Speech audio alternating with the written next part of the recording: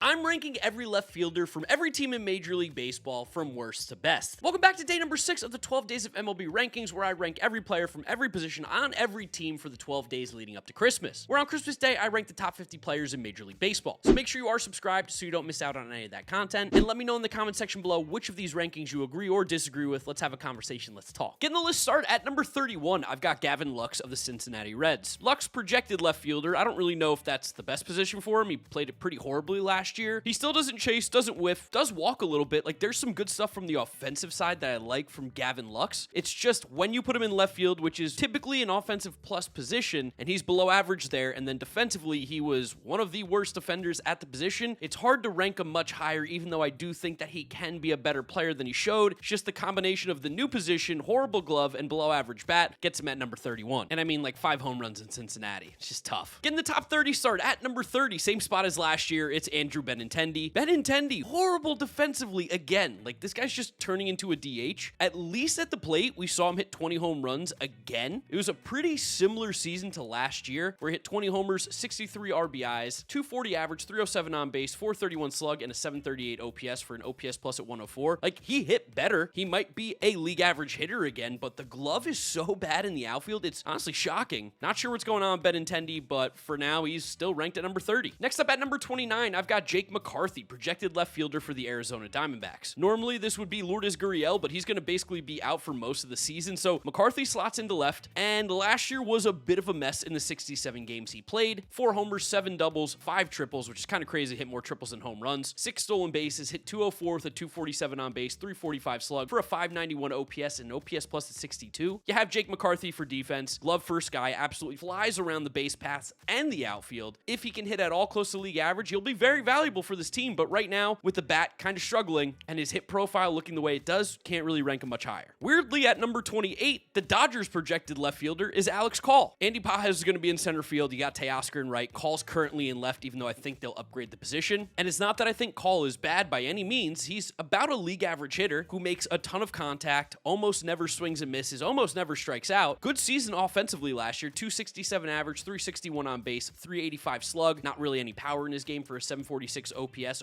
plus at 112. And defensively, not the strongest out there. Again, he's more of a fourth outfield type that you want to bring off the bench rather than playing every single game. But there are a lot of good things in his game. The fact that he makes so much contact is nothing to bat your eyes at. For the 27th best left fielder in Major League Baseball, let's talk about Chandler Simpson of the Tampa Bay Rays. Now, I think Chandler Simpson could be one of the higher risers in this list. He's such an incredible athlete, has so much speed. It's shocking that he doesn't grade better defensively. Now, in left field, he graded better than center field. Left field, he was about league average. And of course, you're never going to get any power numbers out of him. He is a speed-first Billy Hamilton type player. Last year, 109 games, 0 home runs, 15 doubles, 3 triples with 44 stolen bases. He also got caught stealing 12 times, which that's not great. 295 average, 326 on base, 345 slug for a 671 OPS and OPS plus at 89. I'm not a Chandler Simpson hater. I'm just telling you the truth. Right now, there's not this immense value he brings to the team. While he is a fun player to watch, there needs to be some improvement in order for him to get into the top 25. Just missing on the top 25, at number 26, I've got Jostinson Garcia, left fielder now for the Pittsburgh Pirates. Best nickname in baseball, the password, Jostinson. We don't got a lot to talk about at the Major League level. Only played in 5 games last year with the Red Sox, got traded for Johan Oviedo this offseason. Surely going to be the everyday player for the Pirates. For Jostinson, he hits the ball pretty hard. He barrels it up a bit. He does chase a ton. He does whiff a ton. He's got the typical swinging for the fences, big swing and miss guy type stuff at the plate, but it is exciting. He's a good athlete, good exit velos, stuff that I think it's worth the Pirates taking a chance on. Giving up a back-end starter in their rotation for a guy who could be someone who hits 20 plus home runs at the Major League level next year, I think it's worth the risk, and I'm interested to see what Jostinson looks like in a full season, getting a shot every day. Getting the top 25 start at number 25, I've got Jordan Beck of the Colorado Rockies. Weird year for Jordan Beck, played a lot better than he did his rookie season back in 2024. Huge improvement, 258 average, 317 on base, 416 slug for a 732 OPS, but in Colorado, that's only a 94 OPS plus. Put up good counting numbers over the season, 16 homers, 27 doubles, 53 RBIs with 19 stolen bases. I think this is a guy who's getting better and better and better, which is why I wanted to include him inside the top 25. Need a little more consistency at the plate, need to see a little bit better defensive metrics, but I am excited for what Beck could look like in 2026. I liked him out of the University of Tennessee, and he's getting a shot in Colorado, that's for sure. For the 24th best left fielder in Major League Baseball, right now it's Jason Dominguez of the Yankees. The Martian can definitely hit. I mean, he was league average last year, so maybe that's even being little nice saying he can definitely hit, but I do believe in the hit tools that he has and think given the opportunity, he will put up more production. But last year was a bit of a lost season again. Now he is only going to be 23 next year. We're not giving up on Jason Dominguez just yet, but based on what we've seen, it's hard to rank him much higher. Last year, 10 homers, 18 doubles, 47 RBIs, 23 stolen bases are great, hit 257 with a 331 on base, 388 slug, which is very low, and a 719 OPS for an OPS plus at 101. I don't think the Yankees are handling him well. Kind of crazy to me how they've handled the Jason Dominguez situation. The biggest problem with him is he is god-awful in left field. Legitimately looks like he's never played the outfield before, or has vision problems, or you spun him around in a circle 10 times and then said try to catch a fly ball. It's an absolute mess. Don't know how, but it is. And that hurts him, which is why he's down at 24. Keeping it in the American League, at number 23, I've got Jesus Sanchez of the Houston Astros. Left field might be a little bit of a revolving door. Jesus Sanchez seems to be the best option in my opinion. Yordan Alvarez will be a DH. Last year, he was great with the Marlins, horrible with the Astros. Still, overall, an okay year. 14 homers, 21 doubles, 48 RBIs with 13 stolen bases. Hit 237 with a 304 on base, 395 slug for a 699 OPS and an OPS plus at 92. Grades fine in the outfield. He is a good athlete, but just need to see him put together a complete year because the last 50 games in Houston were horrible and the first 86 in Miami were pretty good. Go figure. Down a few spots this year at number 22, I've got Elliot Ramos. Just kind of have to bump him down a little bit. The bat was not nearly as good as the previous year. The bat's not a problem. The Giants would sign up for 20 home runs, 20 doubles, 70 RBIs, and a near 750 OPS every year from their left fielder. The reason he doesn't go much higher is because the defense, again, in left field is pretty putrid, and the bat did take a step back. I think Elliot Ramos is going to be a good player. I don't think the Giants necessarily need to move off of him. He's got good power. The bat's legit, just needs to somehow get better at left field in order to be bumped up the rankings, because if you're going to be only 8% better than league average at the plate with horrible glove, I can't really put you in the top 20. Just missing on the top 20 at number 21, I've got Nathan Lucas of the Toronto Blue Jays. Great year from Nathan Lucas. Truly was. 135 games, 12 homers, 19 doubles, 65 RBIs, hit 255 with a 323 on base, 407 slug for a 730 OPS and OPS plus at 100. Plays pretty good defense out in left field. Another guy who, if he was your fourth outfielder, you'd feel way better than your third, which is why I think the Blue Jays are looking to upgrade. But even still, he was a valuable player to this Blue Jays team. Not a high ceiling guy, but a very high floor. I like Nathan Lucas. Impressed me last year at age 30. Getting the top 20 start at number 20, I've got Mike Yastrzemski now of the Atlanta Braves. Think Yastrzemski's going to play left, Profar to DH, just for ranking purposes. First half of the year with the Giants was fine. About a league average hitter, plays okay defense. Then he went to the Kansas City Royals, and he absolutely mashed. In 50 games, 9 homers, 14 doubles, 18 RBIs, finished with an 839 OPS in Kansas City. Was a reason why they ever came close to sniffing the playoffs, and for the full season, 17 homers, 46 RBIs, 28 doubles, an OPS at 735, which was good for an OPS plus at 109. It's a nice season for Yastrzemski, got paid by the Braves. He's a top 20 left fielder in the game. Next up at number 19, a newcomer to the list, Minnesota Twins left fielder Austin Martin. Low-key kind of impressed with what Martin did last year. Now, he's never going to be a power guy. He's going to be another one of these contact-first players who makes good swing decisions and gets on base. The on base, though, is what gets me excited, and the fact that he graded so well in the outfield defensively, really cool, and he's a great athlete. 50 games last year, he was above league average, 106 OPS plus, a 282 average with 374 on base, 740 OPS. For his career, he's basically played a major league season, been about a league average hitter, and again, in left field, grades plus with that glove, has good athleticism. This could be a fun little player for the Twins. Don't forget, Austin Martin was a former number 5 overall pick. There's definitely talent there, and I think he's a top 20 left fielder going into 2026. Hate to do this one, because he had a good season, but at number 18, I've got Brandon Marsh. Marsh had a nice year. He hit pretty well, 114 OPS plus, an OPS at 785, 11 homers, 25 doubles, 43 RBIs, a 280 average, 342 on base, 443 slug for a 785 OPS. Like I said, that was an improvement from the previous year. In left field, he's about a league average glove. This is now when we're starting to get into the conversation of all guys that I think are good everyday left fielders. Marsh does still platoon, just not facing lefties, which is smart, which is why he's a little bit further down despite having decent numbers, because he definitely can't touch a lefty, but he mashes righties. Like, he's pretty good. Next up at number 17, I've got Isaac Collins, newly acquired outfielder for the Kansas City Royals. My hot take is he's like Steven Kwan. He may not hit for the highest average like Steven Kwan, but they're both contact over power guys. The difference is that Isaac Collins does lean more towards a platoon than Steven Kwan does, where Kwan can play every day, which is why I have them ranked differently. But seriously, pretty awesome year for Collins last year in Milwaukee. 130 games, 9 homers, 22 doubles, 3 triples,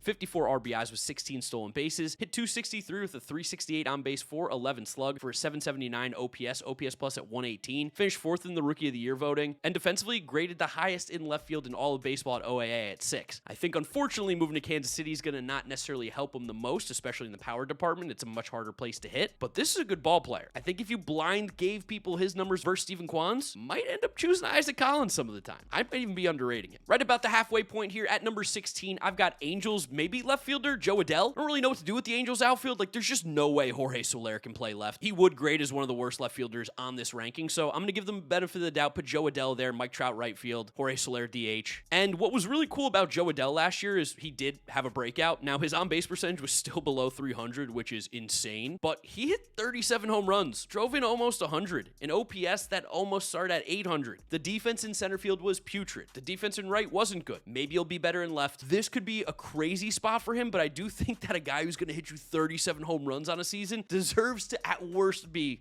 where Joe Adell is ranked here at number 16. Coming in at number 15, I've got Alec Burleson of the St. Louis Cardinals. Great year from Alec Burleson. Now, is he a real left fielder? Probably shouldn't be, although in his limited time, wasn't the worst. Only -1 OAA, but yeah, I mean, he's not the greatest athlete. Now, at the plate, 18 homers, 26 doubles, 69 RBIs. Nice. 290 average, 343 on base, 459 slug for an OPS at 801, OPS plus at 125. That's a great year. He won a Silver Slugger for the Cardinals. One of the few bright spots. And when you look under the hood of Burleson, while he doesn't necessarily barrel up the baseball at elite rates, it's good enough. He makes great swing decisions. He's got a good arm. This stuff plays. The top 15 left fielder in the game. At number 14, seemingly reviving his career, I've got Ramon Laureano of the San Diego Padres. Laureano was bouncing around from team to team, and last year between the Padres and the Orioles, he low-key put up one of the best seasons a left fielder had in baseball. 24 homers, 26 doubles, 76 RBIs, hit 281 with a 342 on base, 512 slugging for an 855 OPS,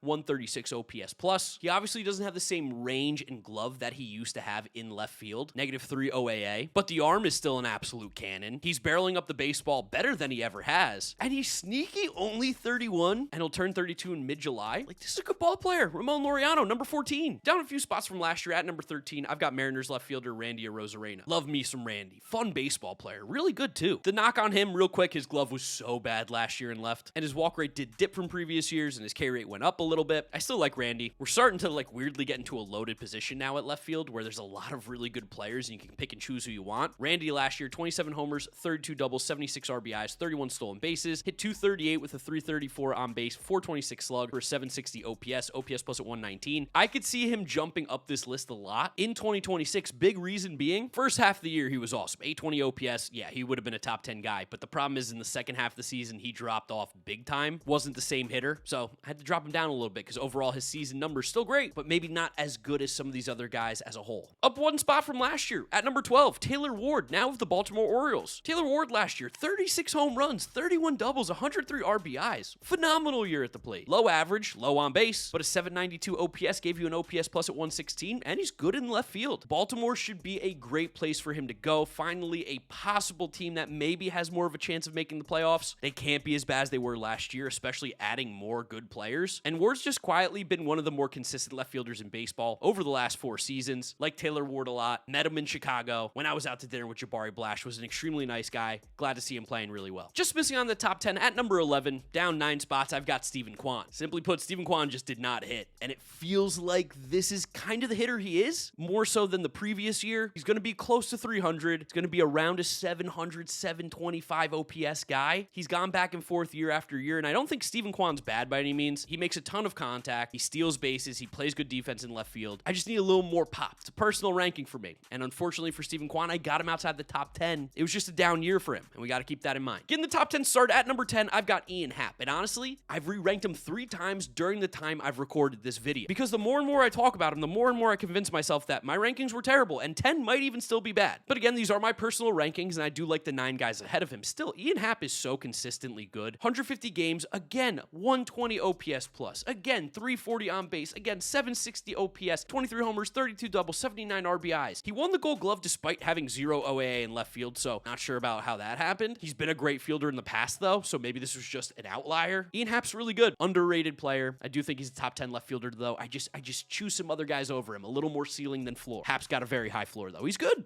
He's really good. For the 9th best left fielder in Major League Baseball, I've got Jackson Chourio of the Milwaukee Brewers. Maybe a little projection here, but I just love Jackson Chourio, and I do think we're seeing a budding star. Last year dealt with some nagging injuries here and there, but still a good season. 21 homers, 35 doubles, 78 RBIs with 21 stolen bases. Hit 270 with a 308 on base, 463 slug for a 770 OPS. OPS plus at 112. It's pretty much the exact same year he had the year before. Out in the outfield, he's about league average in left. Didn't play it too much last year, but it seems like that's going to be his spot this season. I like Chourio, and I do think that there is more and more improvements to come from his game. He's only going to be 22 next year. That's crazy. Slightly ahead of Chourio at number 8, I've got James Wood. I think James Wood, again, is going to be a superstar in this league. While he did strike out the most in Major League Baseball last year, 31 homers, 38 doubles, 94 RBIs, and stole 15 bases, 350 on base, 475 slug, 825 OPS for an OPS plus at 132. Like, this is a premier hitter, and he's only 22, going to be 23 next season. His projections are weird on Baseball Reference. Like, this is a clear 30 home run a year guy with an OPS in the 800s. He's got to improve the defense. It was putrid, but he's young. He's a good athlete. I expect an even better season in 2026. And the Exavelos,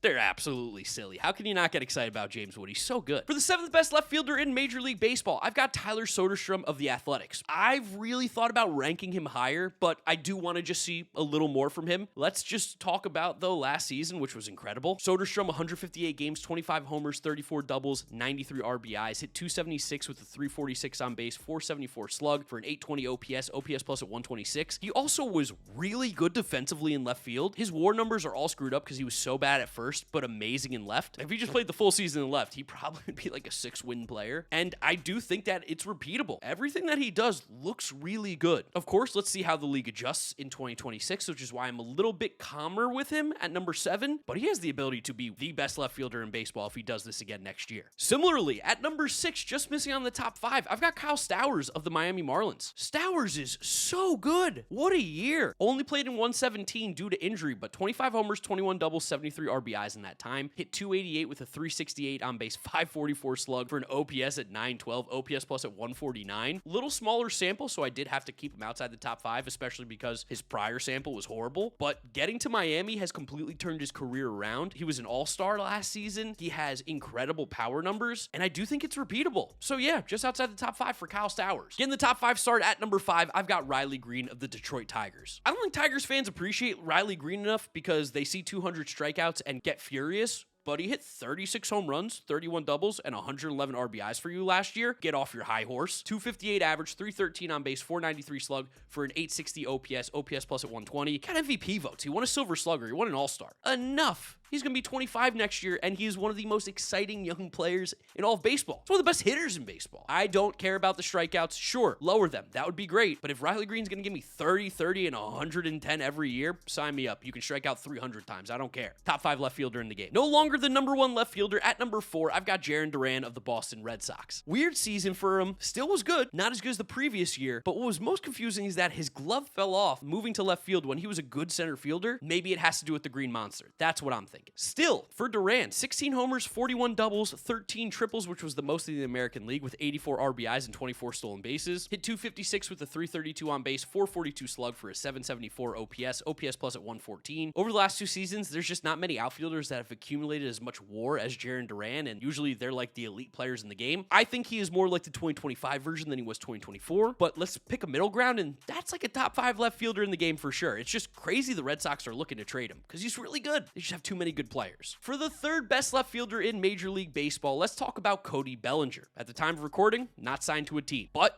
he's really good, and he fits perfectly with the Yankees. I think he's going to go back there. Last season, 152 games, 29 homers, 25 doubles, 5 triples, and 98 RBI, stealing 13 bases. Hit 272 with a 334 on base, 480 slug for an 813 OPS and an OPS plus at 125. That's awesome. That's just what the doctor ordered. And in the outfield, he's still got it with the glove. He can still move. He has a cannon of an arm. He can even play great first base if you need it. Cody Bellinger's a fantastic player. And I do think he's being undervalued right now in the market because of people looking at his back-end stuff and the fact that none of it jumps out. out doesn't mean he's not good. That was a great season, top 3 left fielder in the game. You can make an argument he deserves number 1 or even number 2 spot, but I've got him at number 3 because just missing out at number 1, at number 2, the most crazy ranking I've ever done, Roman Anthony of the Boston Red Sox. You can flame me in the comment sections for this take, but just remember when Roman Anthony turns out to be one of the best players in baseball, that I wanted this guy to be ranked number 1, but because he only played in 71 games, I couldn't do that. You guys realize that in these 71 games, Roman Anthony was one of the more valuable players on the Red Sox last year. 8 homers, 18 doubles, 32 RBIs. He hit 292 with a 396 on base, 463 slug for an 859 OPS, OPS plus at 140. Almost won the Rookie of the Year playing in only 71 games. And you might say to me, Mark, how's his defense? Oh, 2 OAA in left field last year, playing at the Green Monster. That's great. And then you look at all his data under the hood,